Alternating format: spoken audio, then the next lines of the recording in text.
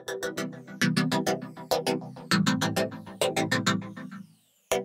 tout le monde, j'espère que vous allez bien. Je vous retrouve aujourd'hui dans une nouvelle vidéo pour vous présenter, comme vous aurez pu voir dans le titre, une revue sur 3 des 4 produits Madara que j'ai commandés lors des Beauty Days sur Mademoiselle Bio. Si c'est une vidéo qui peut vous intéresser, je vous laisse regarder la suite. Comme je viens de vous le dire, je vais vous présenter une revue sur ces 3 produits-là. On va y arriver, ces 3-là. Donc 2 produits teint et un produit maquillage pour les sourcils.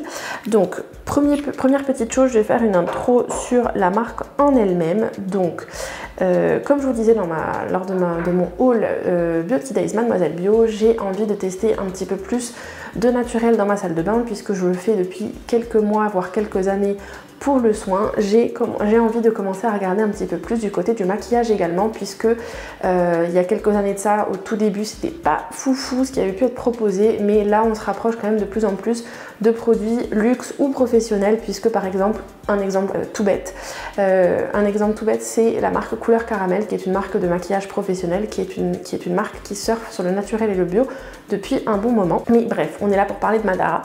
Et en l'occurrence, Madara en fait c'est une marque de cosmétiques bio qui propose à la fois des soins et du maquillage, avec toujours cet aspect un petit peu soin au centre.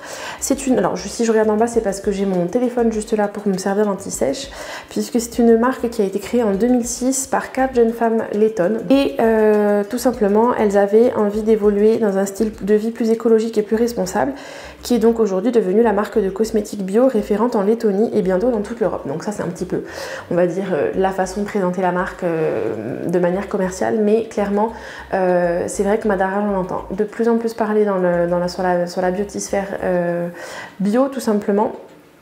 Et la clé de leur réussite, c'est des actifs de qualité provenant de la région baltique, des formules innovantes, des packagings et des flaconnages raffinés, des odeurs délicates et le tout à des prix accessibles. Puisque là, clairement, au niveau des prix, on reste sur des prix qui sont plus que corrects, puisque hors promotion, c'est déjà sur, on va dire, la moyenne gamme, voire haute gamme que vous allez avoir dans les parfumeries. Donc clairement, si on peut avoir quelque chose qui est en plus un peu plus naturel que ce qu'on nous propose en parfumerie, moi personnellement je ne dis pas non. Et en 2018, la marque de cosmétiques lance une CC crème bio et 2 crèmes solaires toujours bio, et c'est à partir de là en fait que il commence à se développer au niveau du maquillage. Et là, comme je viens de vous le dire, juste après je vais vous montrer en action. Donc le premier produit que je vais vous montrer, c'est le fond de teint Skin Equal, donc le fond de teint Soft Glow, donc de Madara toujours. Je l'ai pris en teinte 20, il me semble que c'est Ivory. Et ensuite j'ai deuxième produit teint, le correcteur, donc c'est le correcteur perfecteur, donc c'est The Concealer tout simplement, que j'ai pris en teinte 25, il me semble, si je vous dis pas de bêtises, que c'est la teinte qui s'appelle Latte. Au niveau du packaging, on est sur quelque chose de très simple. Ici aussi, on est sur un très beau flacon en verre muni d'une petite pompe, ce qui n'est quand même pas à négliger. C'est un produit, le fond de teint fait 30 ml, donc un format assez classique. Comme la plupart des correcteurs, c'est un embout gloss, assez classique. Au niveau des odeurs, on est sur quelque chose de très neutre pour le correcteur et sur une odeur très douce pour le fond de teint. Rien de désagréable du tout, bien au contraire.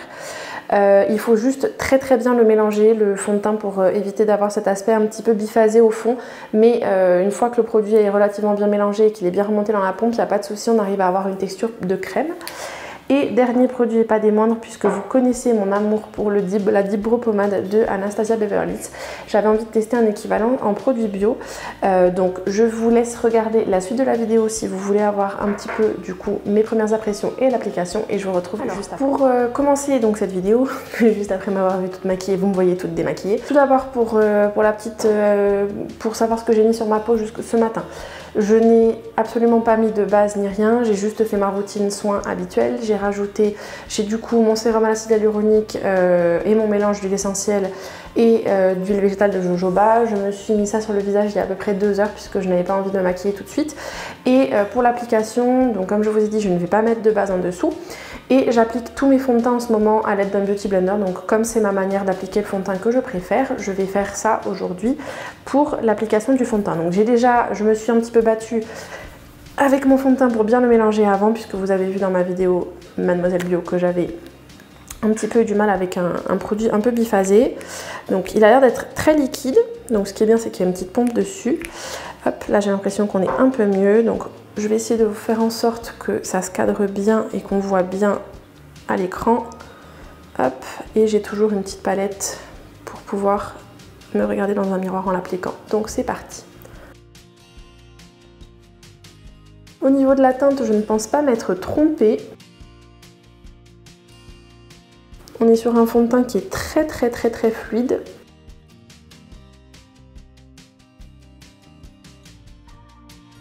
Donc ça c'est peut-être juste le truc, le petit point un peu négatif entre guillemets, c'est qu'il va falloir que je m'habitue à travailler une matière qui est beaucoup plus liquide, j'ai l'impression, que ce que j'ai l'habitude d'utiliser.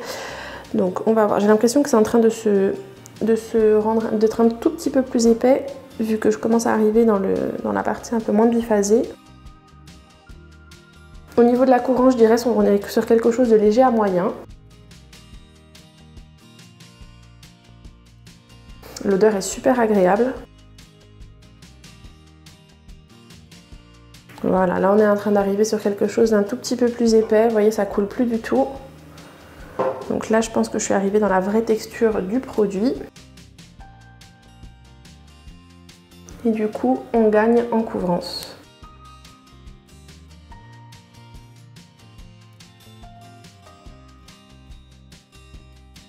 Il reste encore un tout petit peu à mettre dans le cou et on est bon.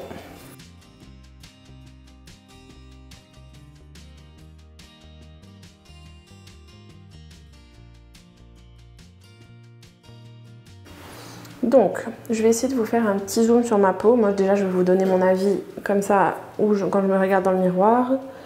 Alors, on n'est pas sur un fond de teint hyper couvrant, mais on est sur quelque chose d'assez unifiant. Donc, c'est quelque chose qui reste avec un fini assez naturel. C'est un fond de teint pour l'éclat du teint, donc c'est pas quelque chose qui est spécifié pour quelque chose de très mat.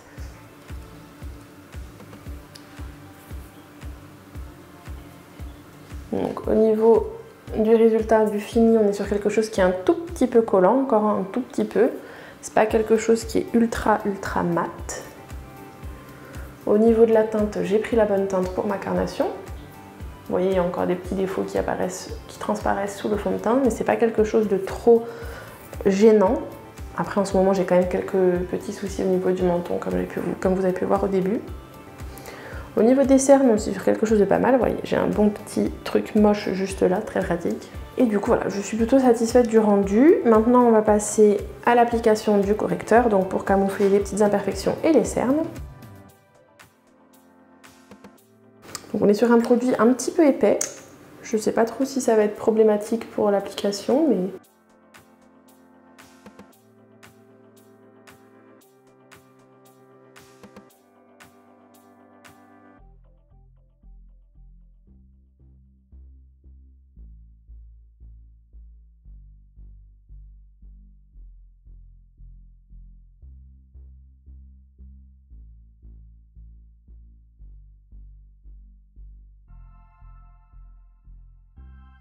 Au niveau de la teinte, je pense que là aussi, encore une fois, c'est relativement la bonne.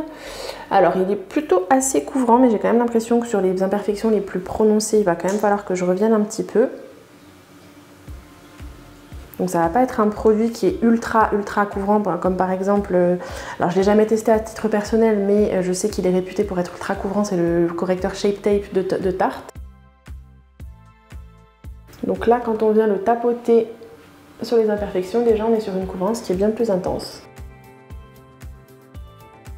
Donc après, encore une fois, les produits teint Madara ne sont pas spécifiques, ou spécifiés en tout cas, formulés pour être des produits avec un fini mat. Ce sont des produits qui sont normalement avec un fini assez lumineux.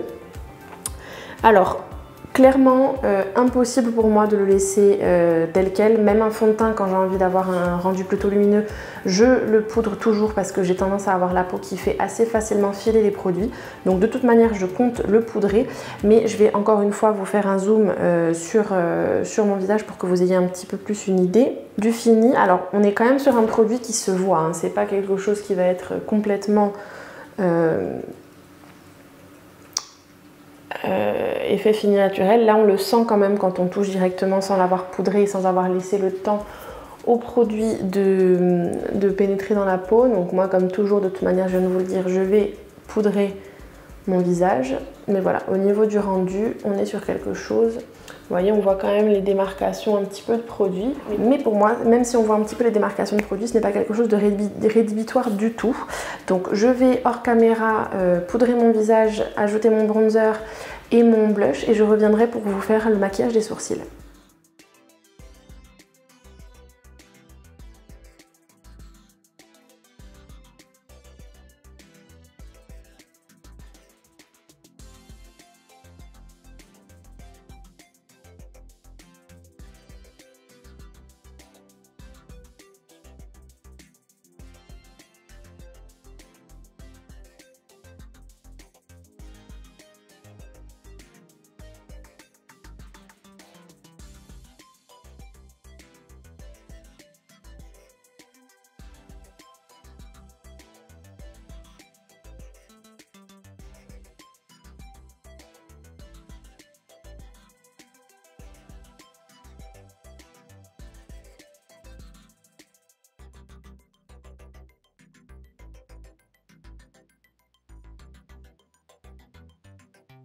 Donc au niveau de la teinte, je pense qu'on est très bien.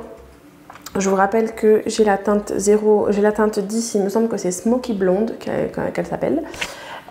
Donc voilà ce que donne du coup le sourcil maquillé et le sourcil non maquillé. Donc c'est de toute façon l'effet que j'aime avoir déjà avec la fameuse Libre Pommade de Anastasia. Donc voilà le résultat. Je me maquille le deuxième sourcil et je me mets du mascara et je reviens juste après pour vous faire un petit débrief de ce que j'ai pensé, donc de vous donner mes premières impressions sur les produits Madara. Voilà donc comment j'ai appliqué tous ces petits produits et mon avis au fur et à mesure. Donc déjà, je tiens à préciser, comme je vous l'ai dit au milieu de la vidéo, que j'ai rajouté une poudre qui est tout simplement ma poudre habituelle basique quand j'ai envie de quelque chose de naturel et de libre. Ce sont les microsphères de silice de la marque Aromazone que j'ai dans un petit poudrier Atami. Donc j'en ai pas mis beaucoup plus que d'habitude et pourtant même si je vous disais qu'il était un petit peu collant, ça a très vite fait l'affaire alors que je le trouvais un petit peu plus collant par exemple que mon fond de teint d'Urban Stage. Pour le contour des yeux, j'ai l'impression que ça a suffi pour apaiser, enfin pour calmer un peu ce côté très collant qu'il pouvait y avoir à l'application. Je suis super contente, le rendu est vraiment très beau. J'ai rajouté quand même de la terre de soleil parce que j'avais tendance à être quand même très pâle et ça pour apporter un petit peu plus de volume à mon visage et une petite touche comme toujours de mon blush chouchou, le Deep Throat de NARS. C'est un petit peu contre-productif avec ce que je viens de vous montrer puisque mon bronzer et mon fard et ma terre de soleil sont des produits de Sephora, donc pas naturels du tout. Mais j'avais envie de quelque chose quand même pour pas être trop palote. Donc voilà ce que donne le fond de teint, les produits sourcils, enfin la pommade à sourcils. Et du coup, aujourd'hui, je n'ai évidemment pas mis de fixateur puisque j'en ai pas en naturel. J'ai peur que du coup, si par cas je transpire ou si je commence à avoir un petit peu tendance à me démanger le front ou autre, que le fard commence à filer. Donc je vais essayer de trouver une alternative à mon fixateur de chez Anastasia parce que c'est pas du naturel. Mais bon, au pire en attendant, ça devra faire l'affaire. Si je dois faire un bilan, globalement, je pense vraiment que ces trois produits vont pouvoir intégrer ma routine au quotidien. J'ai vraiment été très séduite d'un premier abord par ces trois produits là.